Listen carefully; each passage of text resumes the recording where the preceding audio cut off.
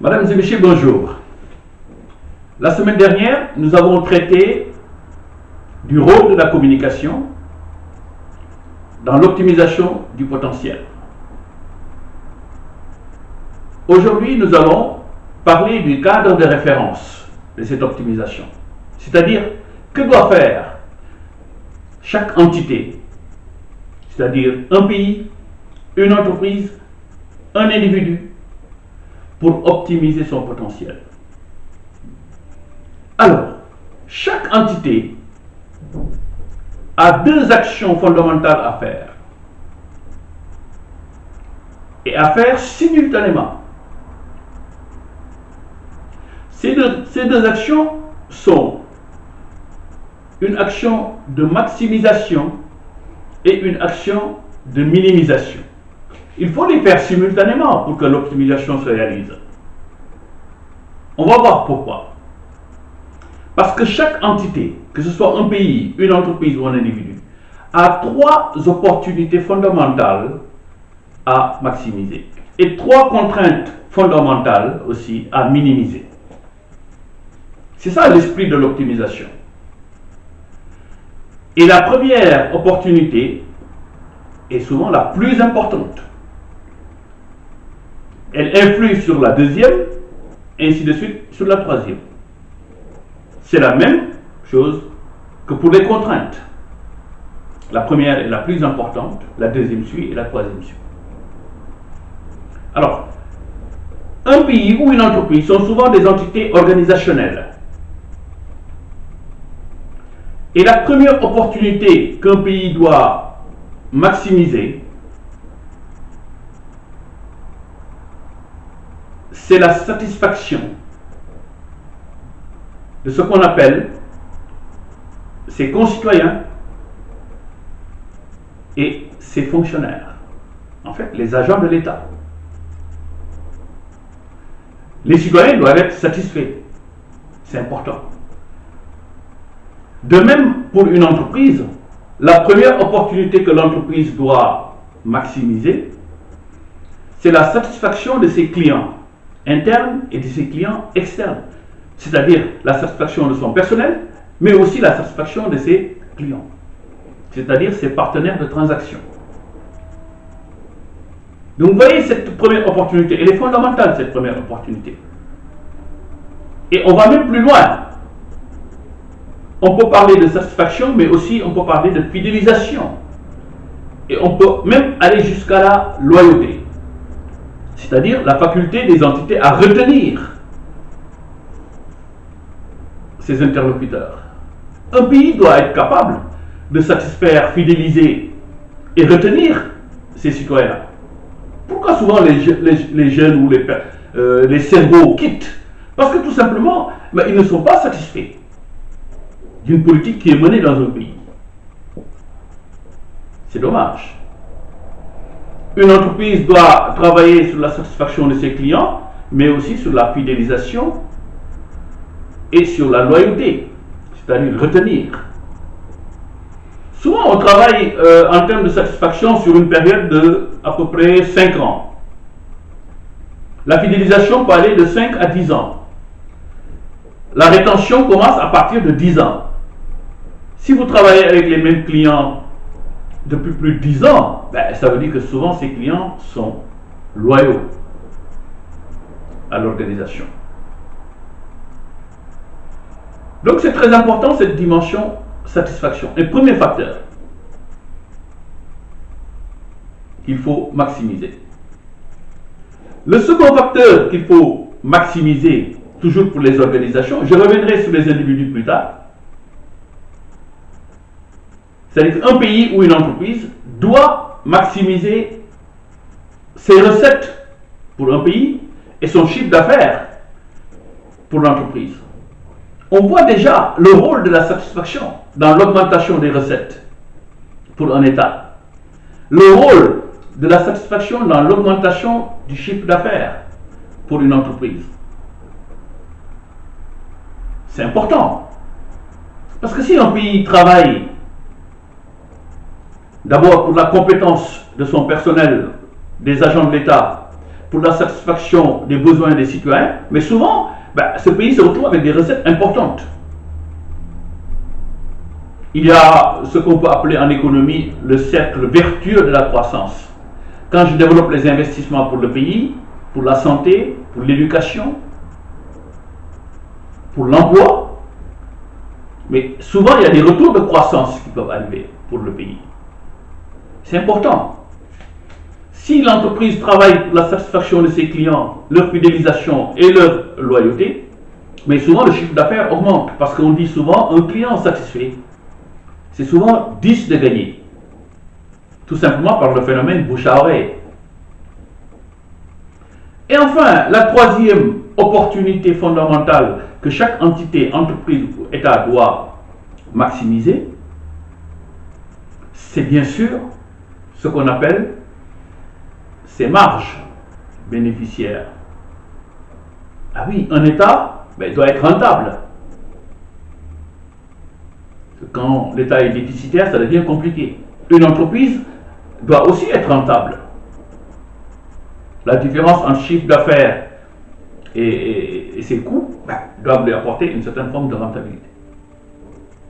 Donc il est important que ces trois opportunités-là soient prises en compte dans la démarche d'optimisation.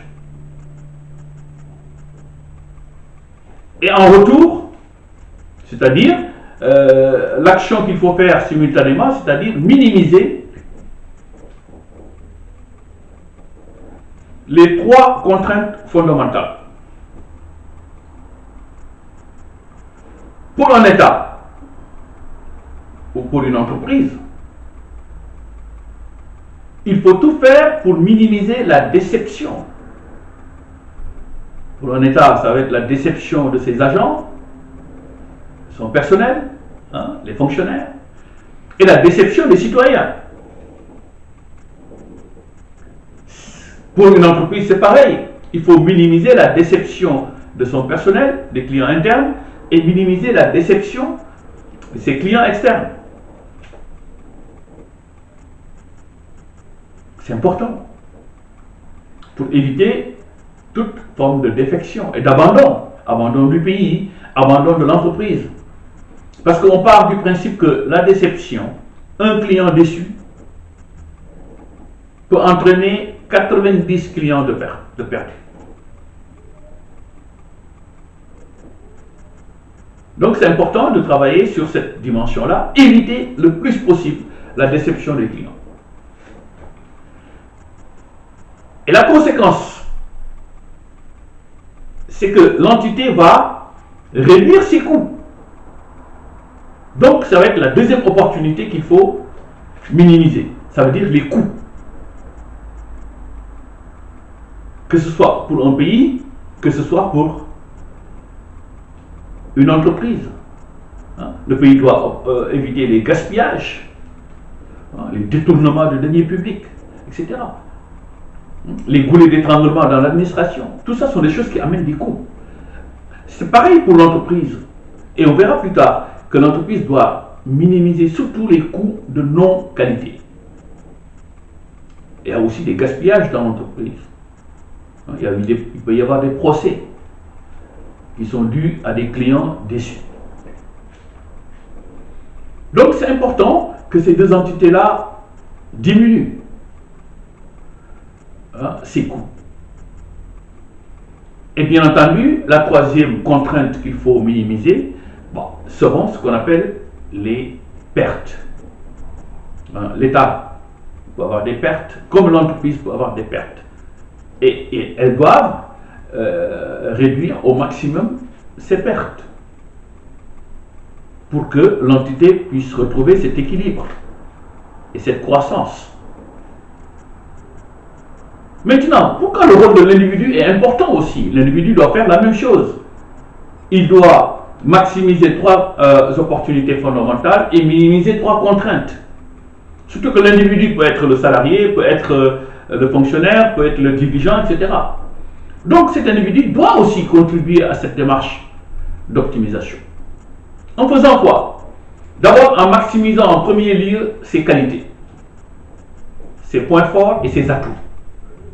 Mais oui, si on regarde bien la liaison entre la première opportunité pour les entités, entreprises et pays, et celle-là, parce que le fait que chaque individu puisse développer ses qualités,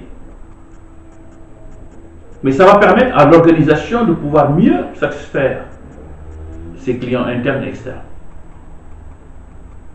Et c'est important, d'où le rôle on verra ça, de l'éducation et de la formation, sur le renforcement des capacités, le développement des qualités des individus. Et en développant ces qualités, l'individu va maximiser une deuxième opportunité qui est ce qu'on appelle son apport à l'organisation. Parce que l'individu va apporter à l'organisation un savoir-faire, apporter des compétences, une certaine technologie en termes de réalisation.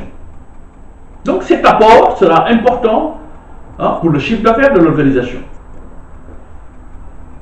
Et enfin, l'individu va maximiser ce qu'on appelle son rendement, qui est la troisième opportunité à maximiser. Mais oui, parce que l'individu doit apporter plus qu'il ne coûte. C'est important. Il doit apporter plus qu'il ne coûte. Donc c'est important que cet individu-là travaille pour que son rendement soit aussi important. Et bien entendu, simultanément, l'individu va minimiser ses défauts, ses points faibles et ses handicaps. C'est normal, en maximisant d'abord les qualités, il faut minimiser les défauts. Et en minimisant ces défauts, l'individu va minimiser ses limites, comme deuxième contrainte. Et minimiser ce qu'on appelle ses déficiences, comme troisième contrainte. Donc vous voyez, que ce soit un individu, une entreprise ou un État, chaque entité a trois opportunités fondamentales à maximiser et trois contraintes fondamentales à minimiser. Donc nous sommes tous acteurs au niveau de la pérennité de la société. Donc nous devons tous gérer ces dimensions d'optimisation dans ce sens. La semaine prochaine, nous allons traiter des conditions pour réaliser cette optimisation. Et oui, c'est important. Il faut que dans cette démarche-là, chaque entité réalise un certain nombre de conditions. Alors ce vendredi est le dernier vendredi du mois de Ramadan. J'en profite pour souhaiter à la communauté musulmane du monde entier une excellente fin de Ramadan. Je prie pour que toutes les dévotions soient agréées, pour que le bon Dieu répande la paix et la concorde dans le monde. Déwéniti.